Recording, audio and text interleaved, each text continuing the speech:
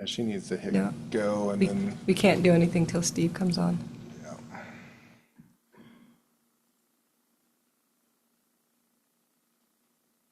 Did you send Steve the link? Yeah, but it will start calling for you. Tells you that all of it's available down. We ran this once before too. I think you can store it locally. Says report to the computer and motion.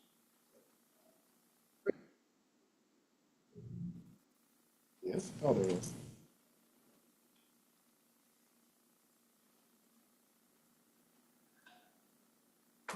All right, are we ready now? Did you hit the microphone button and record? Yeah, you're good to go. All right, it is 1:30 and we're here today for our planning update. Commissioner Bradshaw and Commissioner Williams are present. We'll turn it over to Director Gabel. As the agenda shows, the first thing on the agenda is any public comments. Okay. And I don't see anybody online attending that would have a public comment. That being said, announcements.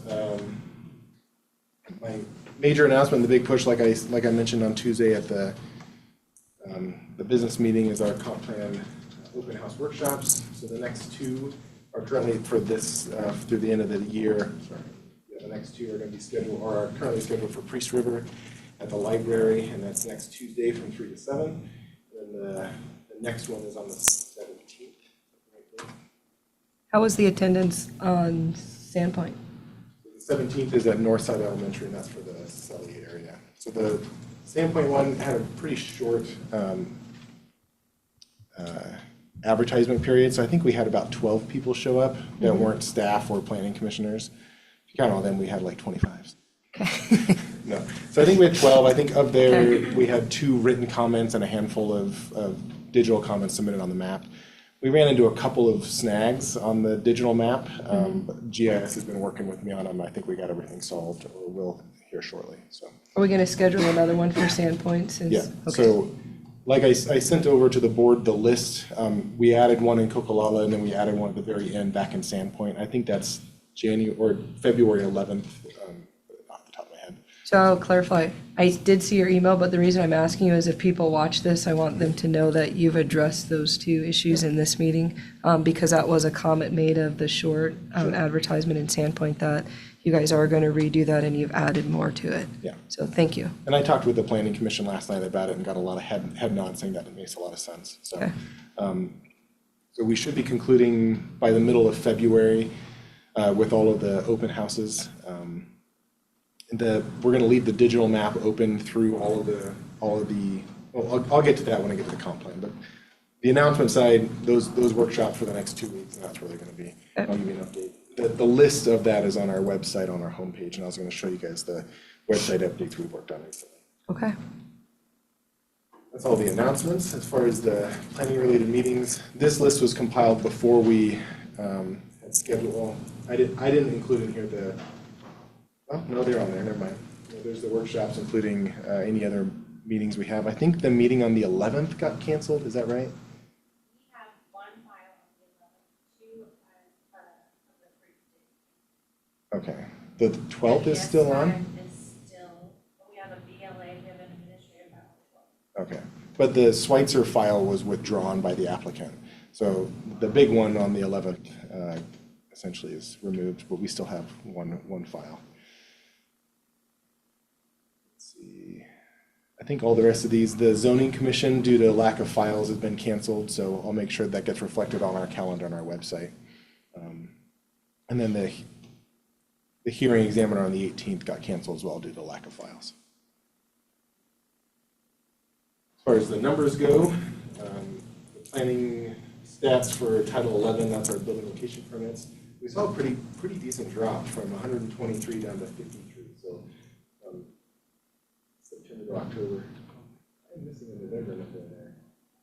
I just know when I pull the November number, it's 53. I'll make sure that gets updated correctly. I do have a building location permit question. Should I ask it right here or? Yeah, that's fine. So we have this came up actually not from a person, but in tax cancellation. A person received they had a mobile home where they were receiving a homeowner's exemption. Then they requested a building location permit. and they get the building location permit, but then they have a mobile home that they have renovated, so they essentially, if you look at it outside of BLPs, they're over because they have essentially two full homes on the piece of property. Is that how do we capture that? Well, it could have, I would have to look at the permit, but it could have been permitted as an RV dwelling unit, depending on, or an ADU. The size, that meets yeah. those size requirements. Or it could have been that the property was large enough to have two single-family dwellings. The question then came from the assessor, what can we do between planning? Because from their view, it's that technically the mobile home should have to be removed based on the piece of property. And then the board was charged with moving the homeowner's exemption from the place they were living in, because then they moved out of it. They moved out of the mobile home into an RV while they fixed up both of them. And then they wanted the homeowner's exemption shifted to the stick-built, so they have two full ones plus the RV. And so then it was a question of how do we capture that on BLP, because then it was tax cancellation for one, for the other. So I'll forward the file over to see if maybe there's some room for addressing that in real time for them. So, okay, thank you.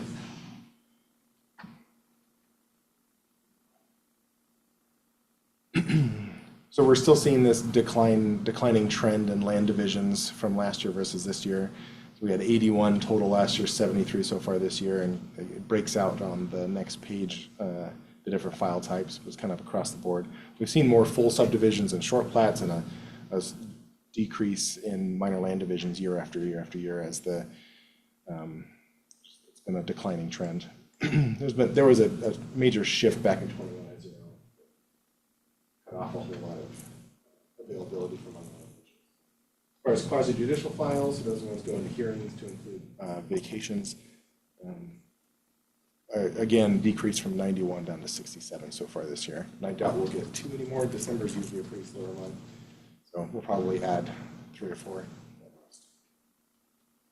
Administrative files, that number seems misleading. Again, this is just that vacation rental permit. I think we had 180 or something that came in. So if you decrease that number, we're kind of right on track from the last year to this year. And those are how it breaks all out. Here's our violations. If you have any questions on this case here for you.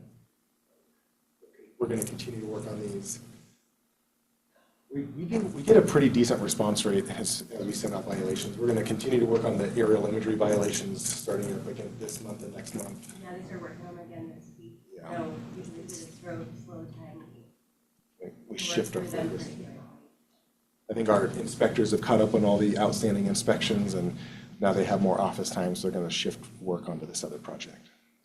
This is a good spot to say thank you to staff who provided good customer service on a violation letter, because this is also, as much as we want the public to comment, we want to make sure when people come in and they're coming in for a negative reason, even though they didn't like the reason came in, I don't want to say, in my mind, I'm going to say Mauricio too, on purpose. But to make sure that we identify that staff got very nice compliments, and so did Jana, from a person that came in with a problem related to a violation, but still felt like they got help. So that's important to recognize when we're talking about violations, because it was. It's not always the best. Yeah. I've said it for years that the general public wants to do the right thing, and sometimes we just have to tell them this is the right path, this is where to go, and what you need to do. So usually the response is pretty good. Every now and then you get a bad actor or a grumpy person. But when someone says, I had a bad letter, but they give a compliment, it's worth repeating. Yeah, those are good. So we have to take our points when we get them. As far as Title 12 violations, we're seeing higher trend this year than last. I think a lot of that has to do with us just having more information and gathering data sets to look for violations. I did have a good conversation with a planner from Kootenai County, and I talked to him about these aerial imagery violations. Theirs are complaint-based only. So the fact that we're being a little more proactive in using digital solutions, he thought that was really awesome. And yeah, it's something that other counties Don't fly over my house. Yeah. Public record requests, so we saw a little bit of an increase from month over month. So we're up to 36. I think so far year to date, we're at 376. We'll probably hit 420 or so this year. Some minor changes in our org chart. Marciano was promoted to a planning tech from an investigator, and then we hired a gal named Carol Conran, I think is how she says it. She just started this week. She's comes with an environmental background. She has like a degree in biology and some other graduate work in GIS and whatnot. So she'll be a different skill set that we haven't had in the planning department for some time. So see as she gets her feet underneath her, what kind of insight she'll have on land use. But she'll be processing building location permits and some administrative land use files. So we have opening still for the assistant director position and a vacancy in the investigator position. I think we'll be interviewing for the investigator position next week. Let's see. For staffing, so financial, year to date, we're right on par where we should be. We saw a little bit of a drop in revenue this month versus this time last year. That just equates down to the reduction in building location permits. The increase in expenses in November has to do with the third paycheck that hit in November. So it's on par with typical expenses, but anytime we have that third paycheck, the expense jumps up for that human capital cost. Yep. I do have to say, we have a third printer that after some evaluation on our side decided we don't want to renew that lease when it comes open, but I think we have another 3 years on it.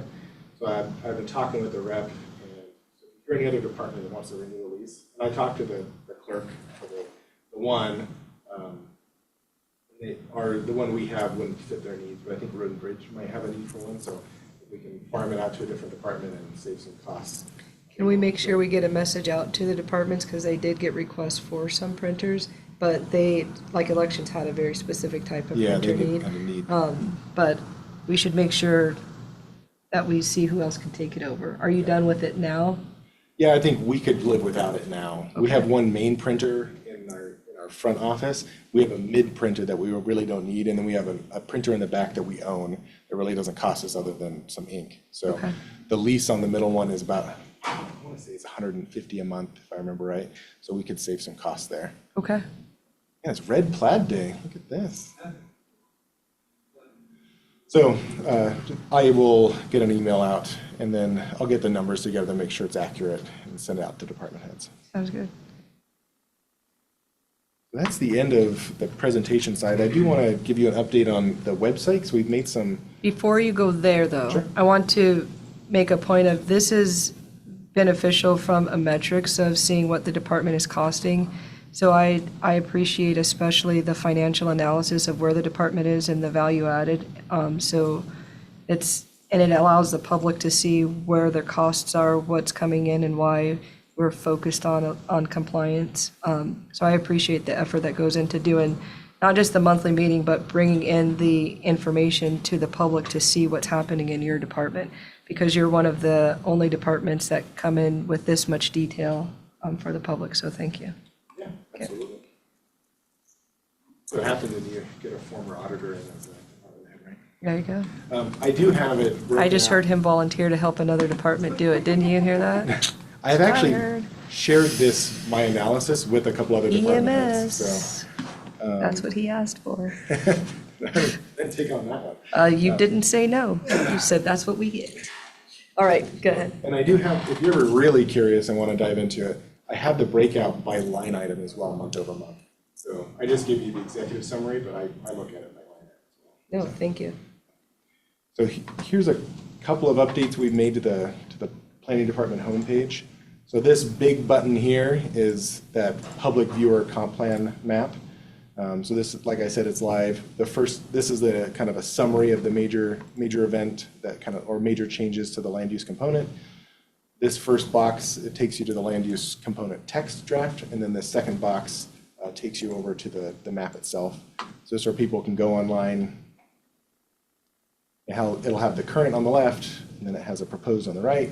You manipulate one, it manipulates the other, so you can zoom in. You can select an area, click on it, put a name, whether or not you're a resident. It zooms in on the map, that location, that area that you want to make a comment on, and then you make a comment. So I think it's all built in-house. There's no outside contractors that we've used for this. GIS team has been awesome to work with. I keep shouting out to them because they've been fantastic. So we did give them a planner a few years ago that really turned out to be a really good benefit.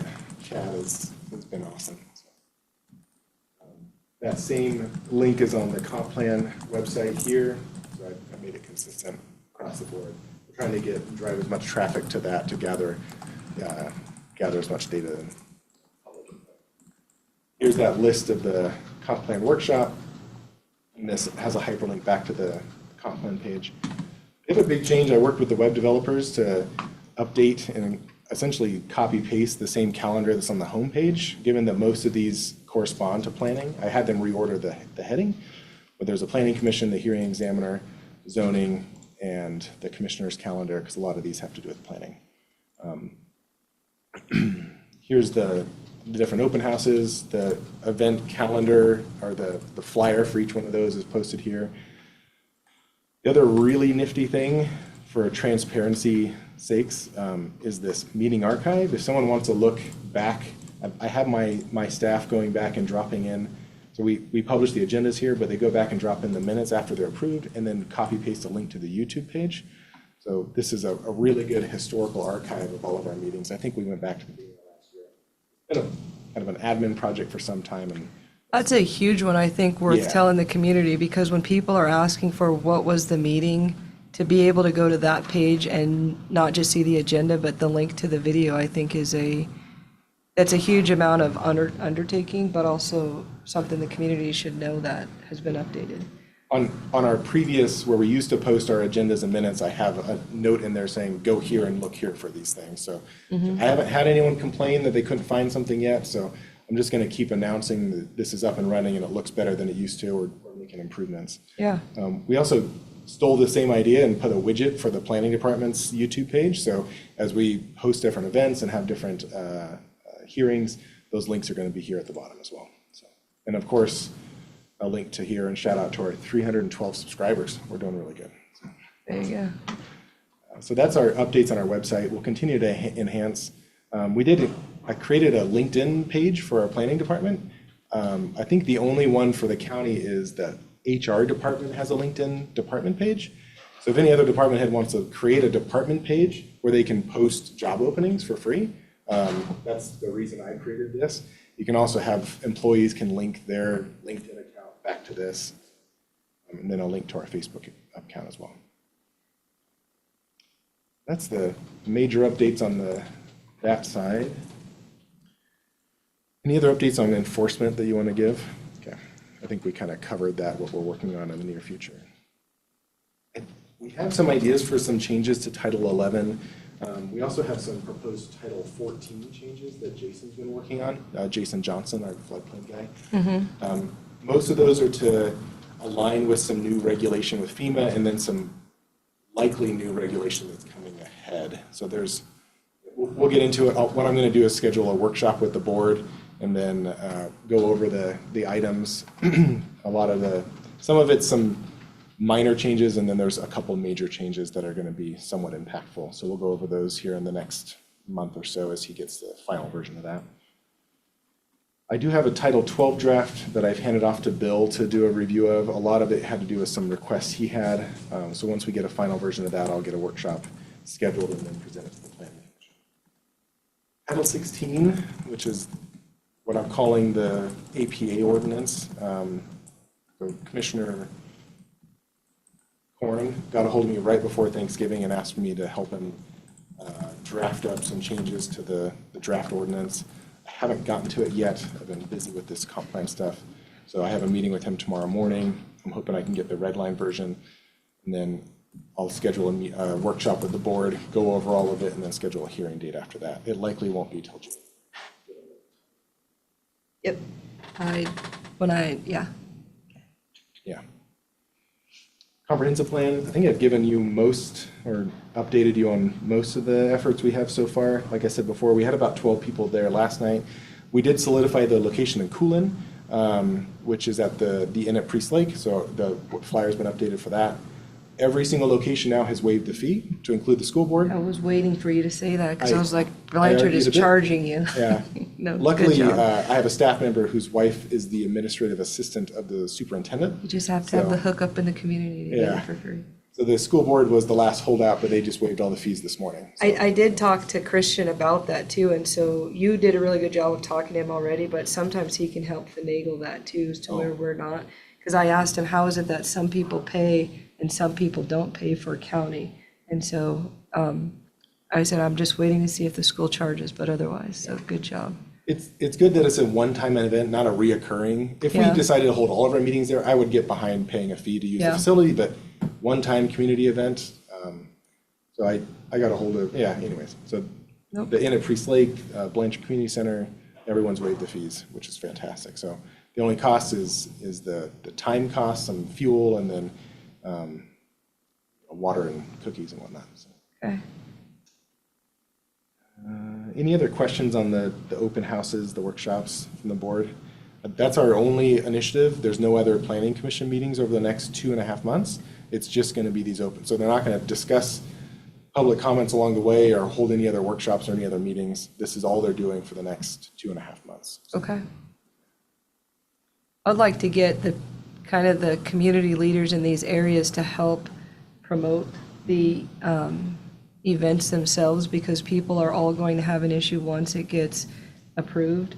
And so doing the best that we can to tell the people in the respective area, like John Dupree, he needs to be a person that knows, and he knows, and so he'll do his due diligence if we could find those kinds of people. So I'll try to bring it up at our next, like the central committee and the different precinct committeemen of these areas, to try to promote in their area for people to come and ask questions about it, so that we can get more people present. That's great. So that I think that's what will help us, because I think it's going to be a difficult decision regardless of which way you go. Yep. So, I think the more public input we can get, the better the end result will be. Yep. So let everyone get their voice heard. And I do want to, I'm going to work with, we had an hour-long sit-down conversation on Tuesday night with the Grant, the new writer for the Daily Bee. Gave him a lot of information. I told him to follow up with any other questions. He's going to write a handful of articles, he said, regarding Okay. this. So he's going to help promote it on that side. None of those are going to be legal notices that we have to pay for. They're just going to be, articles in the paper, which would be great. If you have a point of contact for the reader, I'd appreciate it, and I can reach out to them and maybe set up a meeting. I will email that to you.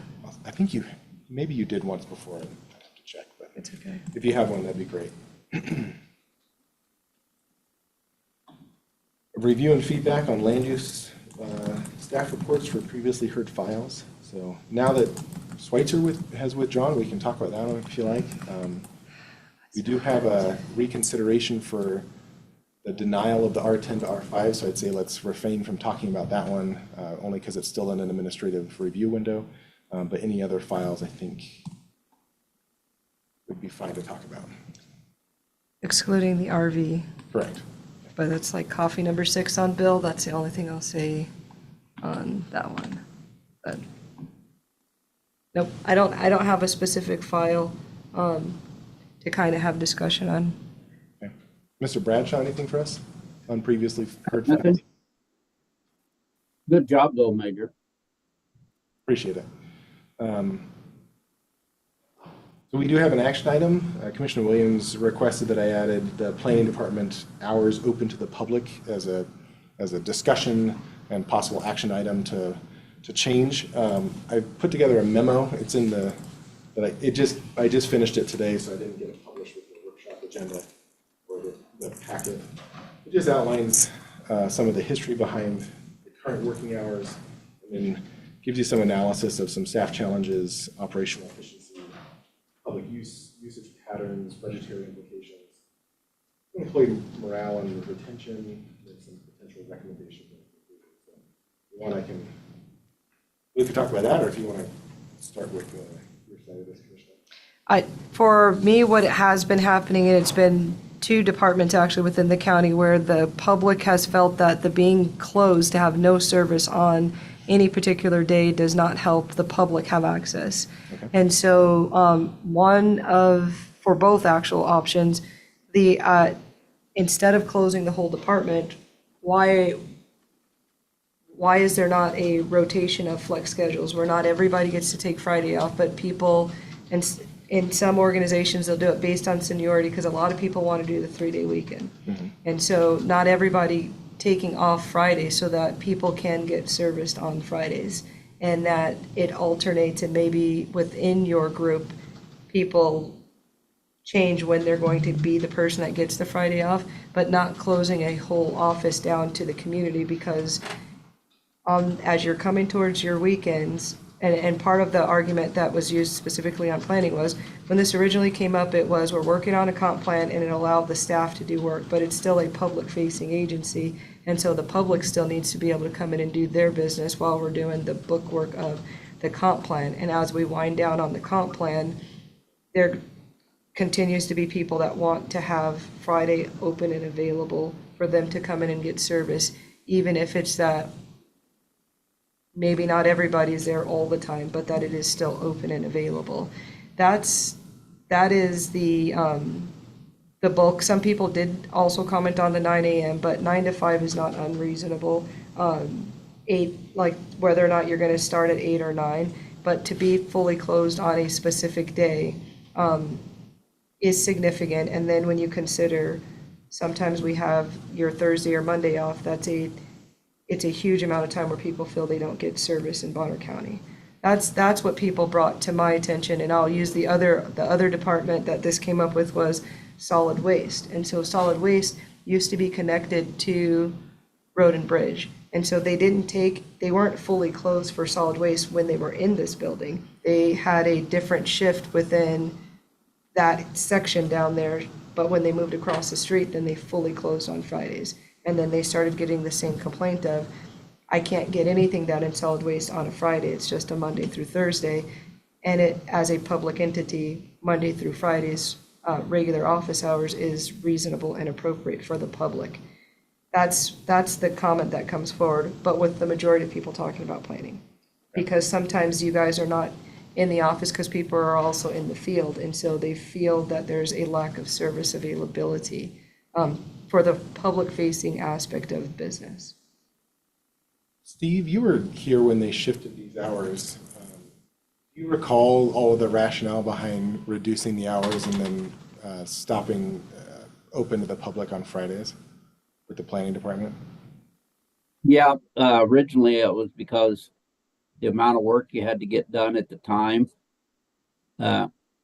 They chose those hours so that you could have those later hours in the evening to get your office work done where it's less traffic or something like that. It was real similar to that.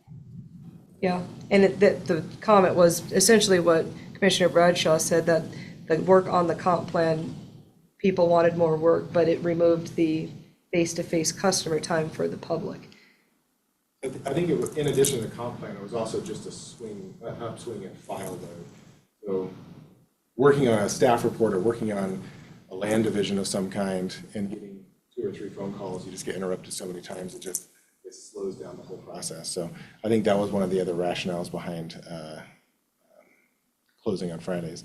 What's shifted is that essentially almost my entire workforce is 410s. So could we accommodate a rotating like 410s and shift to Monday through Thursday some folks and Tuesday through Friday some others? Probably. I think that would, other departments have done it. Could we do it? Probably.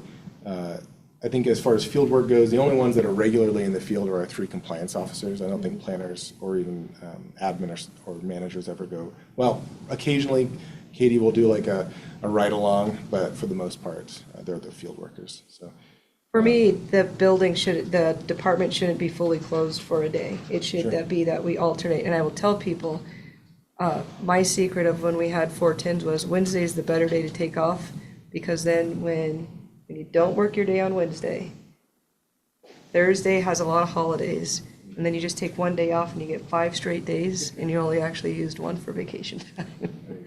But I prefer And I'd like the discussion on staff should, I understand the 410s, work-life balance, and I do believe that that adds an element to people wanting to stay. But I think that there should be a rotation such that it doesn't reduce the number of service availability to the public in order to accommodate that. And I think that's incumbent on us to make sure that we're available, because also in part, if the workload is shifting such that we have an increase in files, then is the answer to close the department, or do we need to hire more people? And so right now we have a decrease in, that would allow that shift where we're just shifting it. But to me, closing the department as a whole on a Friday isn't reasonable to the public who utilize that time. We do it like a trial basis and maybe do half-day Fridays and see how busy that is. Some part of this is that we've trained our customer base that Monday through Thursdays are work days, so it might take some time just in response. I remember, as a little analogy goes, there was a chocolate shop a block away from my house as a kid, and everyone knew that the guy didn't take cards, it was cash only. So he trained all of his customers to show up with cash and pay for chocolates. So in this case, we trained our customers for the most part. I mean, you do have like the layperson out there that they only come in when they're going to build their permit or when they're going to build a structure or whatnot. I occasionally catch people in the hall that don't know we're closed on Fridays. So I can appreciate that, but I think a lot of our customer base has been trained Monday through Thursdays, our work hours or open to the public hours. So it's going to take some time, I think, for those to respond. So. I don't disagree that there have been people that have just known that you're closed on Fridays, but whether or not 0 people come in on Friday or not, it's that Monday through Fridays is reasonable hours for a public-facing business. And that's my thought on it. Because I'm going to have I have the same question of all of the people that are closing for a full day, because you guys are not here on Fridays, but a lot of people come up to the commissioners about planning questions still on Fridays, and we point out that they're closed on Fridays. And so does that amount to enough people? There's no change in, you're still working 410s. It's just saying you can't be closed on Fridays. Some people can take Monday off, some people can take Friday if that's what your department is looking for. But even if only one person came in all day on Friday to get service, the availability is my question. And so I'm not even saying we have to vote on this. I wanted a discussion about office hours because there's a lack of consistency and departments are choosing, we want to be on certain schedules, but the focus has to be public. What is the public need? Not what are the staffing necessarily only needs. And public in terms of planning have repeatedly said they don't like that it's closed on Friday. And in our area, we have a lot of people that come over for the weekends to get work done, and then they're coming thinking there's a Friday, and there's no Friday to get business done with planning. That is why I brought it forward on this issue. So. Steve, do you have any other thoughts? Commissioner Bradshaw. I've been there 6 years. I've never had anybody come in on a Friday and ask anything.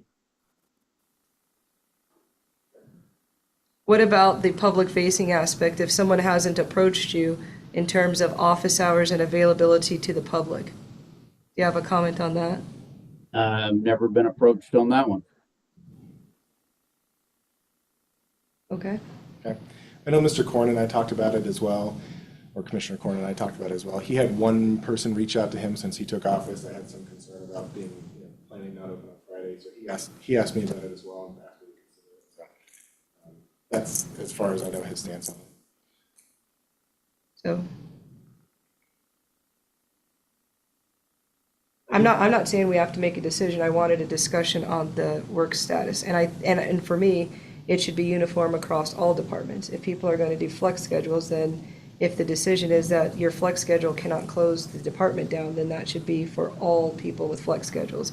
There should be a policy about flex schedules, not just each department chooses what they want, because then there's not uniformity across staffing of this person always gets to take this day off and we're never allowed to take that day off kind of deal.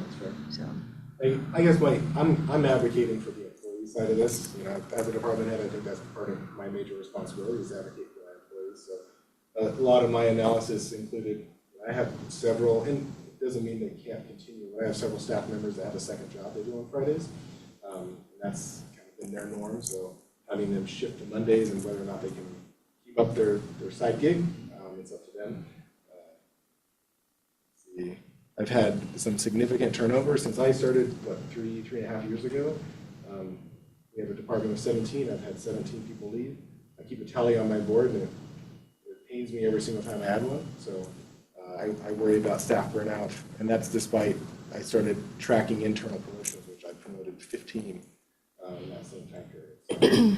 So, I see, and I know from talking with staff that the majority of them see the way we have our hours of operation is a significant benefit and one of the rationales behind why they're continuing employment with the county. So there's some fear, will they all leave in mass exodus? I don't think so.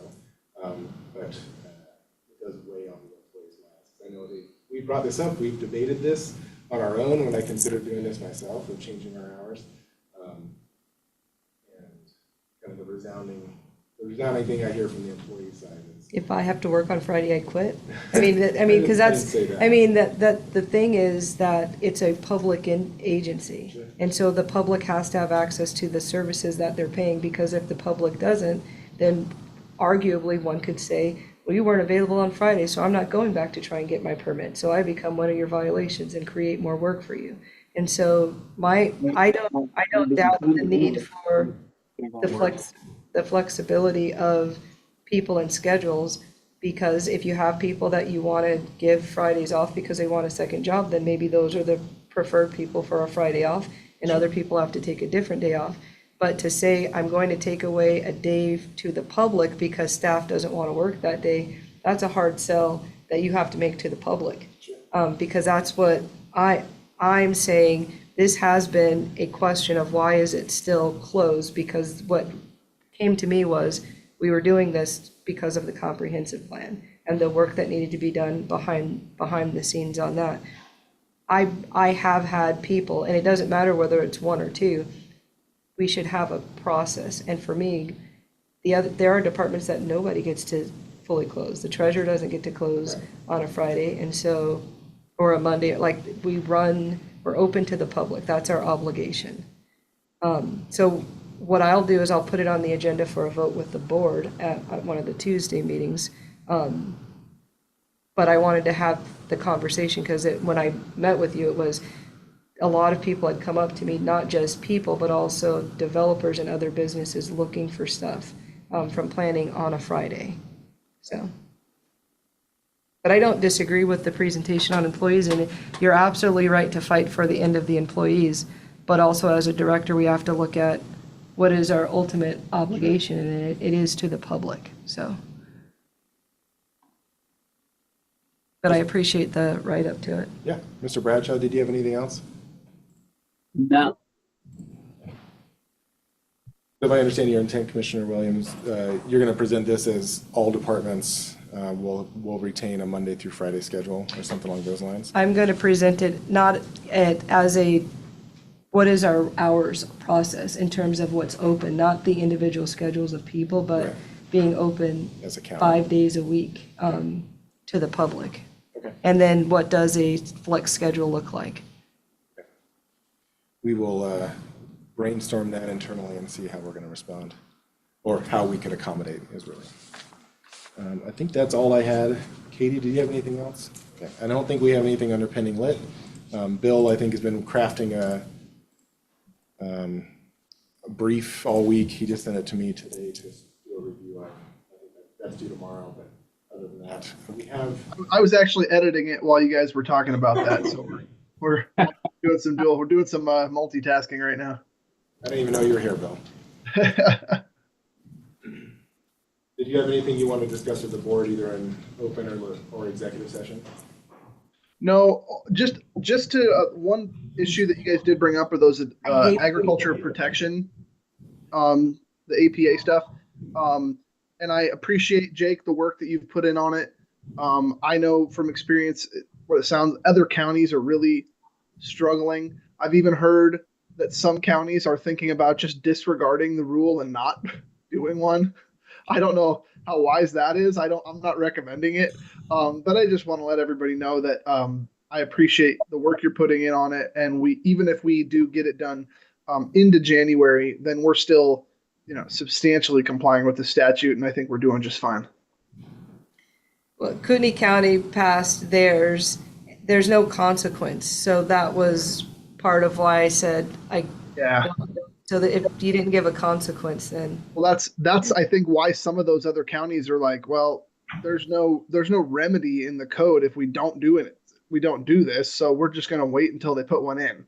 I don't think that that's the right, like the best path to take, but it just shows that as long as we're making good progress towards completion, then we're doing what we need to do. Okay. Sorry, I thought he was gonna just change a little bit of it. I just gotta focus on the Oh, EMS. it's not a lot. Commissioner Corn and I will workshop it tomorrow between the two of us, and sometime in the next week or two, probably 2 weeks out, I'll set up a workshop with the board and go over it. Okay. So, and then just redline I'll try to get it to you a week before so you have some time to review it.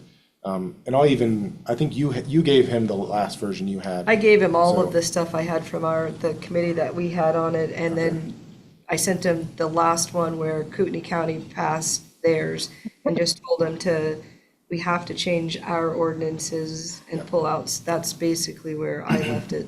So, okay, all right. Anything else? No, I just have to call out Bill every time I say, do you have anything to say? And you say no, and then you continue to go on.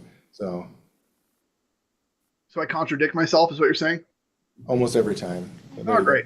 It's on the record. Yeah. I'll try to work on it. I don't have anything else, Commissioner. Anything else, Commissioner Bradshaw? Ma'am. All right, with that, it is 2:11 and this meeting is adjourned.